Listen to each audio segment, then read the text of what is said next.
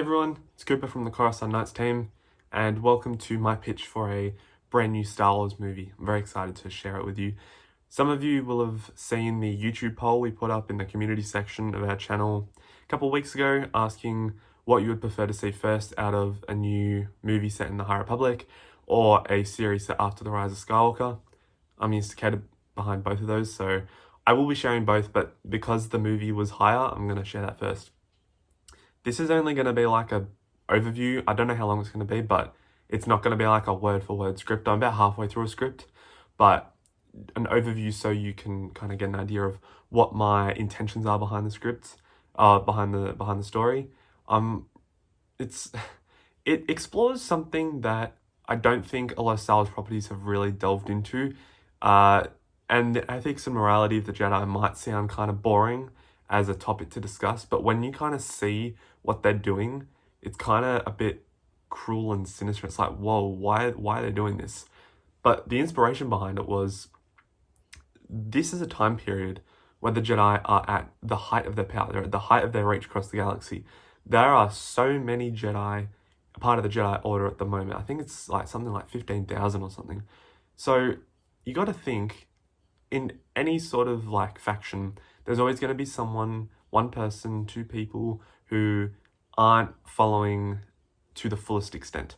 I mean, we've seen it in Andor. You see just people who don't stick to the regime as expected. So this is kind of taking that to another level. And yeah, it's just a synopsis. Again, I should mention that I've tried my best to keep it within canon. It's not like, I haven't read the books yet of the High Republic. I plan to, but I haven't yet. But this is definitely something that I think tries to stick with the canon that's been suggested. So we'll see how we go. I hope you enjoy it, and I'll see you at the end of the video.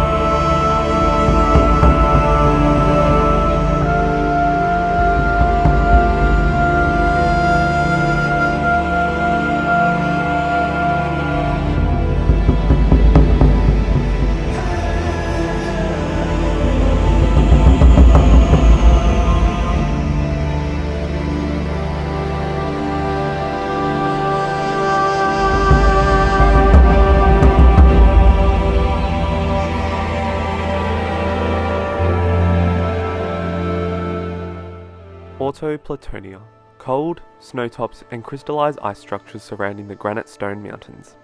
A large village is in ruins during the ongoing civil war between the Repellists and the overruling Confederacy. As the war rages on, a light cargo freighter lands on the frosty plains. Two Jedi Knights exit, both igniting their lightsabers for warmth and light during the darkness of the night. On the left is Oren Cardell, wielding a yellow lightsaber. On the right is Vona Nal, wielding a blue lightsaber. Cardell has a holomap on his wrist device.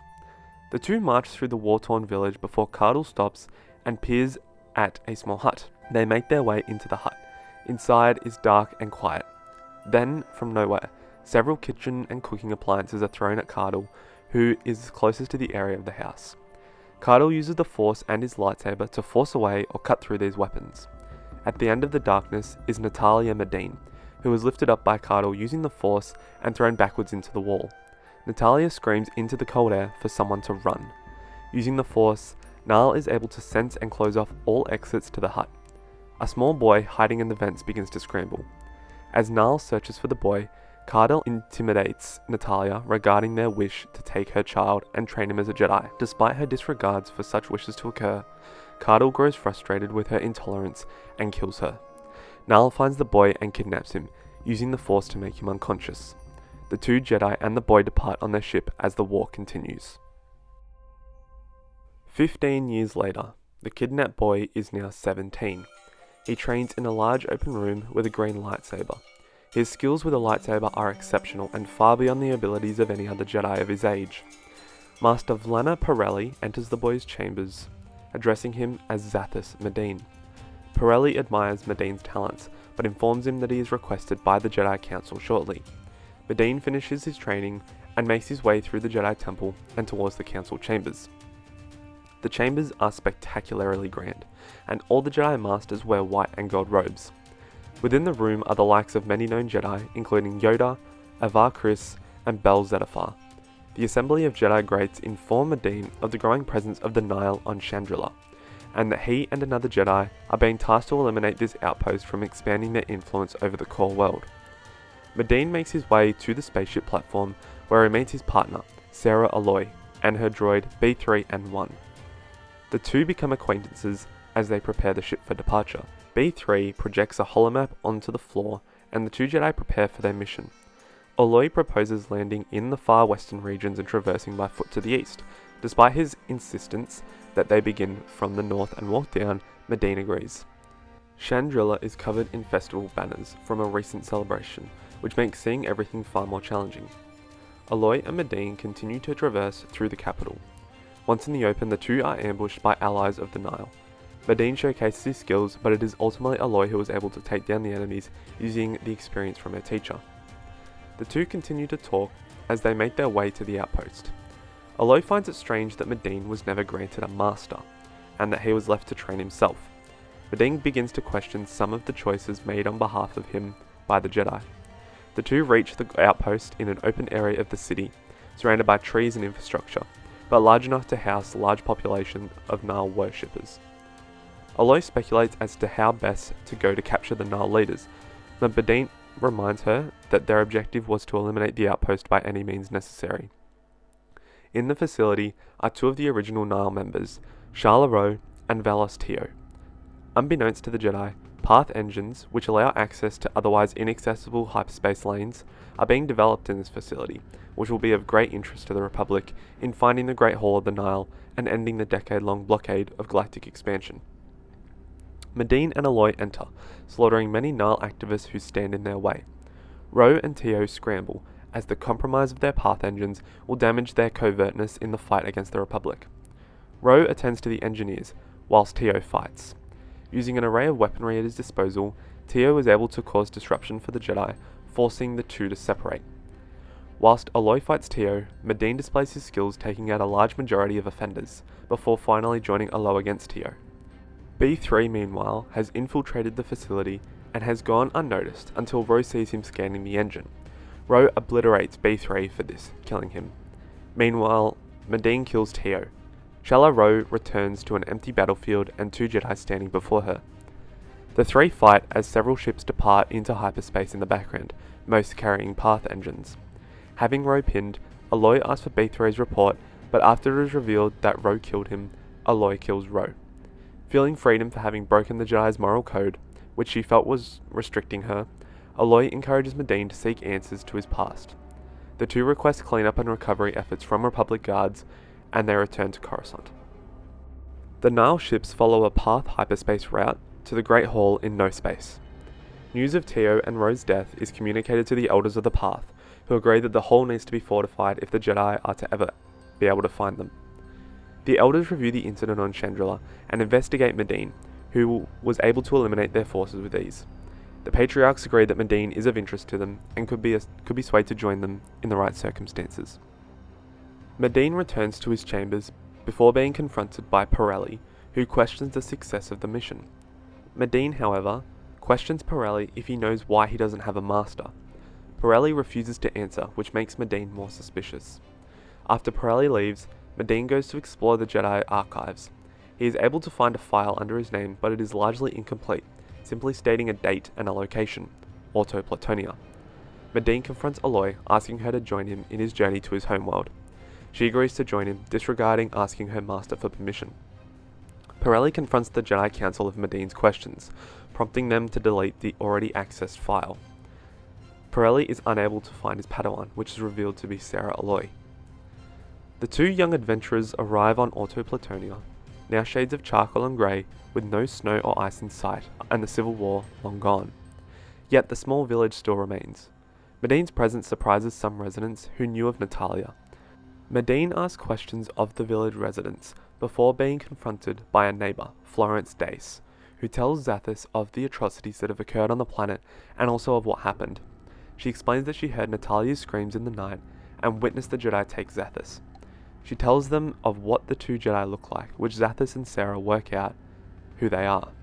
Dace says that when she went to check on Natalia, she was already dead. Zathis is rightfully upset and returns to Coruscant with Aloy to take action. Medine begins to tell Aloy his plan, but she is taken away by Pirelli before he can finish. In a secret room sits an aged and fattened Von Anal and a drunken Oren Cardell. Asked about his presence in their quarters, Medine tells them who he is before he proceeds to murder them both in anger. Temple guards alert the council and a chase ensues. Medine is ultimately captured and sat for questioning. Rather than answer, he wants to know why he wasn't given a master. Avar Kriss explains it was an experiment to see how powerful the Force would be in an untamed student. Medine is imprisoned, but a year later, a Nihil rescue effort is coordinated to get Medine to join them. He agrees and escapes Coruscant, joining the Nihil for their shared views on the Republic and the Jedi. So that's Lost Legacy, and I know that some of it might not be to what the canon is. I formulated this before the High Republic novels started coming out, but I knew what it was. I think I tell a good story, and it's only a summary, and I really can go into depth. There's a lot of specific things I didn't mention, and a lot of conversations that are cut out that would make it more engaging and more easy to follow on with.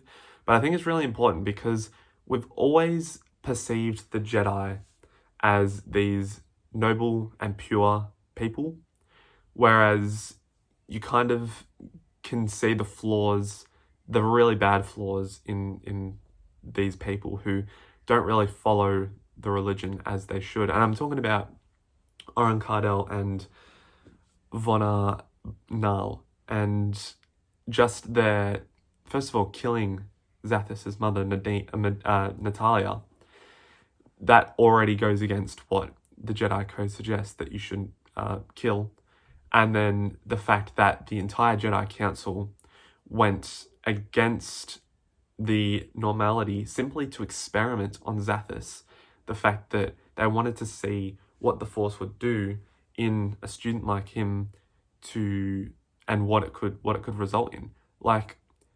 He's been isolated. I know it's not really emphasized in the synopsis, but he's been isolated for 17 years or 15 years as a Jedi. He hasn't had anyone to look up to, anyone to train with, anyone to show him what to do, anyone to be there to speak with. He's just been alone. There's no one there to guide him. And so this notion that he is really like a rat in a laboratory, just used for experiment, I think is really quite cruel, but I also think it's something that the Jedi could definitely do.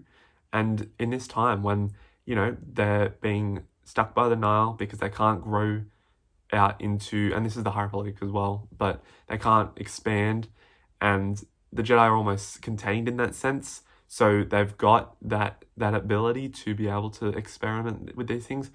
I just think that it was a really interesting idea to explore, and I'm glad that it kind of came across as it did.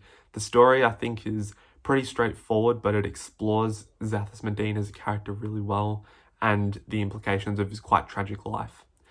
I went with Lost Legacy because I feel like without a master, Zathis has lost the legacy to be a Jedi. And even towards the end, when he joins the Nihil, it's like he's lost that legacy of a Jedi now. I thought it was quite a good title to go with rather than my original title, which was just his name. But that's Lost Legacy. Thanks for listening. I hope you enjoyed it. If this gets enough attention, I'll finish my script and I'll get Jack and Mark and we can do like a table read for it. I think that'd be a cool idea. But yeah, this is the first part of 2 parts of my new ideas series. So yeah, this is my pitch for a new movie and I hope you enjoyed. Thanks for listening.